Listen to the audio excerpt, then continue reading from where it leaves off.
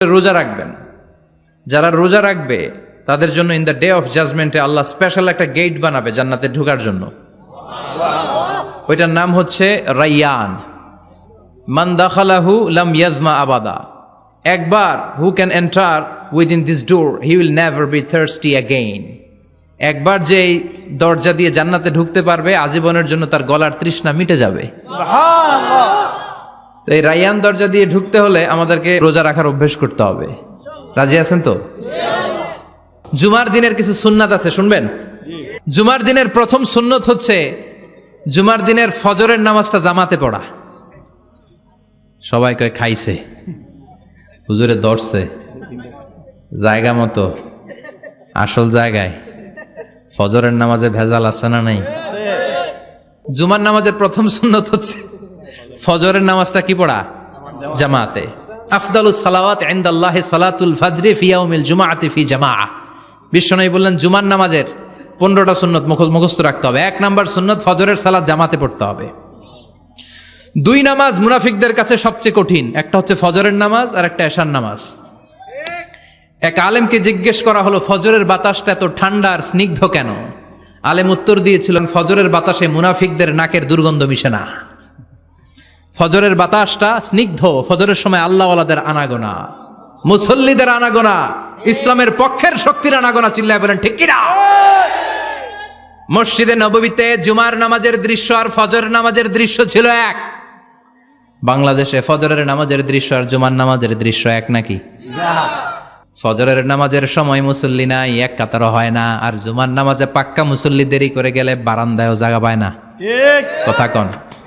তাহলে ফজরের নামাজটা আমরা জামাতে পড়বো ইনশাআল্লাহ। ইনশাআল্লাহ এত আসতে ইনশাআল্লাহ, আরো জোরে পড়েন ইনশাআল্লাহ। মনে থাকবে? কালকে দেখবেন যে কি অবস্থা হয় ফজরের সময়। জুমার নামাজের মতো ভিড় হবে, আসা যাবে না। কথা কয় না? 2 নাম্বার সুন্নাহ হচ্ছে আসিওয়াক, মেসওয়াক করা। মাতফারাতুন লিল ফাম মারদাতুন লির রব। মেসওয়াক করলে দাঁত পরিষ্কার থাকে, আল্লাহ খুশি হয়ে যায়। বিশ্বনবী বলেছেন যদি আমার উম্মতের জন্য কষ্ট না হতো প্রত্যেক নামাজের আগে মেসওয়াক করা আমি ফরজ করে দিতাম। সুবহানাল্লাহ। মেসওয়াক ছিল বিশ্বনবীর জীবনের শেষ আমল।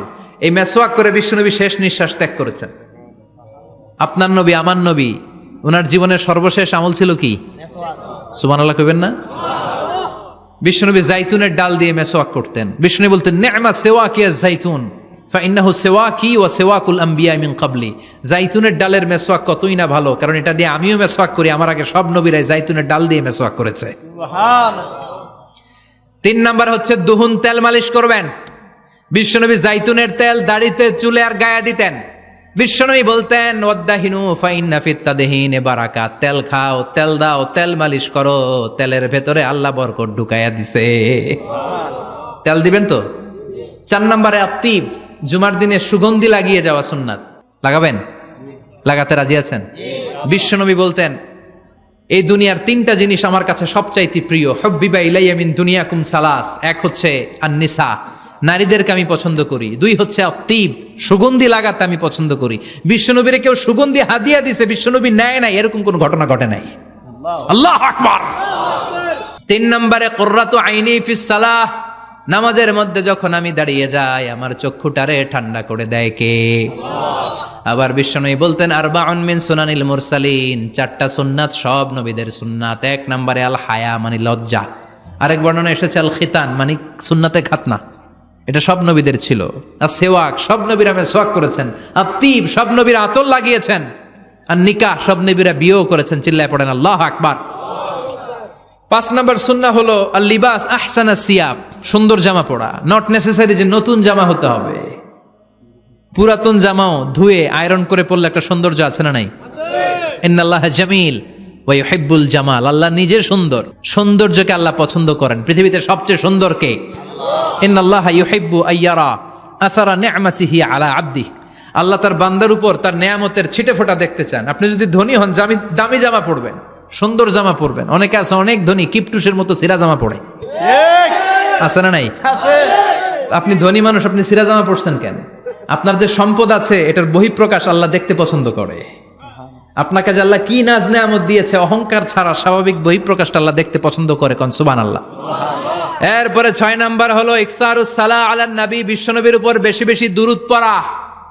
বিশ্বনবী বলতেন জুমার দিন শ্রেষ্ঠ দিন, এই দিন আমার উপর বেশি বেশি দুরূদ পড়ো। ফাইন্না সালাতাকুম মা'রুদাতুন আলাইয়া, কেননা তোমরা যে আমার উপর দুরূদ পড়ো, আমি মরে যাওয়ার পরে এই দুরূদগুলো কে পাঠিয়েছে তার নাম, তার বাবার নাম সহ ফেরেশতারা আমার কবরে দিয়ে আসে। সুবহানাল্লাহ। সাহাবারা বললেন ইয়া রাসূলুল্লাহ কাইফা সালাতুনা মা'রুদাতুন আলাইক, আপনি মরে যাওয়ার পরে আমাদের দুরূদ কেমন করে আপনি দেখবেন? ওয়াকাদ আরিমতা, আপনি তো পচে গলে মাটির সাথে মিশে যাবেন। বিশ্বনবী বলেন ইন্নাল্লাহা হাররামা আলাল আরদি আন তাকুলা আজসাদাল আম্বিয়া, নবীদের লাশকে খেয়ে ফেলা, নবীদের লাশকে পচিয়ে ফেলা জমিনের সব মাটির জন্য আল্লাহ হারাম করে দিয়েছে। নবীদের লাশ পচে না, নবীদের লাশ গলে না। যারাই বিশ্বনবীর উপর দুরূদ পড়বেন, আপনার নাম সহ, আপনার বাবার নাম সহ, মালাইকাতু সাইয়াহিন, একদল ফেরেশতা আছে শুধু রাউন্ড দেয় গোটা ওয়ার্ল্ডে। কারা বিশ্বনবীর উপর দুরূদ পড়েছে, এই দুরূদ নিয়ে, এই নাম নিয়ে বিশ্বনবীর কবরে তারা পৌঁছে দেয়। চিল্লায় পড়েন আল্লাহু আকবার। এরপরে বিশ্বনবী বলতেন জুমার দিনে সূরাতুল কাহাফ পড়বা, কাহাফ পড়া সুন্নাহ। সূরাতুল কাহাফ পড়তে রাজি আছেন? রাজি আছেন তো? 18 নম্বর সূরা, কোরআনের একেবারে মাঝখানের সূরা। আলহামদুলিল্লাহিল্লাযী আনজালা আলা আবদিহিল কিতাবা ওয়া লাম ইয়াজআল লাহু ইওয়াজা, এই আয়াত দিয়ে শুরু হয়েছে, শেষ করা হয়েছে ফামান কানা ইয়ারজু লিকা রাব্বিহি ফালইআমাল আমালান সালিহা ওয়া লা ইউশরিক বিইবাদাতি রাব্বিহি। আর মাঝখানে আছে ওয়ালিয়াতালাত্তাফ। হাফেজ সাহেবরা উত্তর দাও, মাঝখানে আছে কি? কথা কন। ওয়ালিয়াতালাত্তাফ একটা শব্দ আছে সূরা কাহাফের মাঝখানে। কোরআনের সব জায়গায় এক ফন্টে আয়াতগুলো লেখা, কিন্তু ওয়ালিয়াতালাত্তাফ মোটা করে লেখা আছে না? ডবল ফন্টে লেখা, মোটা, কারণ এটা কোরআনের একেবারে মাঝখানে অবস্থিত এই শব্দটা ওয়ালিয়াতালাত্তাফ। এর আগে যত শব্দ, এর পরে তত শব্দ, এর আগে যত কোরআনের অক্ষর, এর পরে তত অক্ষর। সুবহানাল্লাহ বাড়িতে গিয়া সুবহানাল্লাহ। বিশ্বনবী বললেন সূরাতুল কাহাফ যে তেলাওয়াত করবে ইয়াকুনু লাহু নূর, এই সূরাতুল কাহাফ কিয়ামতের দিন তার সামনে বিশাল একটা আলো হয়ে আসবে। এই আলো দিয়ে পুলসিরাত পার হয়ে ওই বান্দা জান্নাতের ভেতরে ঢুকে যাবে। আবার বিশ্বনবী বলেন যারা সূরাতুল কাহাফের প্রথম 10 আয়াত তেলাওয়াত করবে জুমার দিন, শেষের 10 আয়াত যারা জুমার দিন তেলাওয়াত করবে, দাজ্জালের ফিতনা থেকে তাদেরকে মুক্ত রাখবে কে? আল্লাহ। সুবহানাল্লাহ পড়বেন না? সূরাতুল কাহাফ দিয়ে সকাল শুরু করতে রাজি আছেন? সবাই রাজি? এরপর আত-তাবকির ইলাল মসজিদ, মসজিদে আগে আগে যাওয়া সুন্নত। আগে যিনি যাবে উনি কি পাবে? তারপরে গরু, তারপরে বকরি, তারপরে মুরগি, মুরগির পরে ডিম না আন্ডা? আন্ডা। আল মাশিউ আলাল ইকদাম, বিশ্বনবী বললেন হেঁটে হেঁটে জুমার নামাজে যাওয়া সুন্নাহ। রিকশা, হুন্ডা, সাইকেল, সিএনজি দিয়ে গেলেও হবে, কিন্তু হেঁটে হেঁটে গেলে সওয়াব বেশি না কম? প্রতি কদমে কদমে আমলনামায় সওয়াব দিয়ে দিবে কে? এরপরে বিশ্বনবী বললেন আদামু তাখাত্তি রিকাবান নাস, মানুষের ঘাড় ডিঙ্গিয়ে সামনে না যাওয়া সুন্নাহ। অনেকে জুমার দিন আসে সবার শেষে বসতে চায় সামনে, এরকম ডাকাইত আছে না নাই? বিশ্বনবী জুমার খুতবা দিচ্ছেন, হঠাৎ এক সাহাবী সব সাহাবীর ঘাড় ডিঙ্গিয়ে ডিঙ্গিয়ে সামনে আসতেছে বুলেটের মতো। বিশ্বনবী বললেন থামো, এজেলেস বসো মিয়া, ফাকাদ আযাইতা ওয়া আনাইতা, আসছো দেরি করে আবার মুসল্লিদেরকেও কষ্ট দিচ্ছ। যেখানে জায়গা পাবেন ওইখানে বসবেন, মানুষের ঘাড় ডিঙ্গিয়ে সামনের কাতারে যাওয়া এটা ঠিক না। এজন্য জুমার দিন আগে আগে আসার চেষ্টা করবেন। রাজি আছেন তো? এরপরে বিশ্বনবী বললেন দুখুলুল মসজিদে রাকাতাইন, জুমার নামাজের দিন মসজিদে ঢোকার পরে 2 রাকাত পড়া সুন্নত। কয় রাকাত? 2 রাকাত। রাজি আছেন? কবলাল জুমা বাদাল জুমা, অনেকে প্রশ্ন করে বাদাল জুমা 4 রাকাত, মসজিদে পড়লে 4, ঘরে পড়লে 2, কিন্তু কবলাল জুমা সুনির্ধারিত নয়, অনির্ধারিত। মা কদ খুদ্দিরা লাক, যত আপনার তৌফিকে কুলায় 2 রাকাত করে করে 2, 4, 6 ইমাম সাহেব খুতবা দেওয়ার আগ পর্যন্ত আপনি যদি আধা ঘন্টা আগে যান আপনি 10 রাকাত পড়তে পারবেন। চিল্লায় বলেন ঠিক কি না? এরপরে বিশ্বনবী বললেন ইনসাত, চুপ থেকে খুতবা শুনবা। জুমার খুতবার সময় কথা বলা যাবে নাকি? কথা কন। বিশ্বনবী বললেন তোমার সামনে কেউ কথা বলতেছে, তুমি যদি বলো চুপ করো, এটাও তুমি খারাপ কাজ করছো। চুপ করো তোমার কইতে কইছে কে? চুপ করো বলে তুমি আরেকটা ভেজাল লাগাইছো। চিল্লায় বলেন ঠিক কিনা? তাহলে জুমার নামাজে কথা বলা যাবে না, কেউ কথা বললে চুপ করো এই কথাটাও বলতে বিশ্বনবী নিষেধ করেছেন। চিল্লায় বলেন ঠিক কিনা? এরপরে মজার একটা কথা বিশ্বনবী বলেছেন, জুমার নামাজ পড়তে যেয়ে যদি কারো ঘুম আসে জায়গা চেঞ্জ করে বসো। জুমার নামাজ পড়তে যাইয়া ঘুমান না, এরকম কে কে আছেন আল্লাহর ওলি? হাত তোলেন। হাত তুলতে পারবেন? আমিও তুলতে পারবো না, আমি কত ঘুমাইছি। জুমার খুতবা শুনতে গেলে ঘুমাস, কারণ রহমত নাজিল করে কে? পুরো মসজিদের ডানে বায়ে রহমতে ঠাসা, খালি ঘুম আর ঘুম। আছে না নাই? ঘুম আসলে কি করবেন? উঠে যাবেন, উঠে জায়গা চেঞ্জ করবেন, পানির ঝাপটা দিবেন, ঘুম দূর করে দিবে কে? এরপরে বিশ্বনবী বললেন জুমার দিন দোয়া করলে কবুল হয়। এমন একটা সময় আছে জুমার দিনে, ওই সময়ে যদি বান্দা আল্লাহর কাছে কিছু চায়, সেটা না দিয়ে খালি হাতে আল্লাহ বান্দারে ফিরাইয়া দেয় না। সেটা কখন?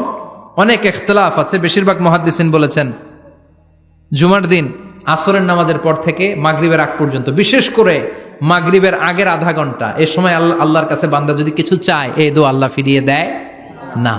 এই 15টা সুন্নাত আমল করা যাবে তো? সবাই রাজি? জুমার খুতবা মনোযোগ দিয়ে শুনবো তো?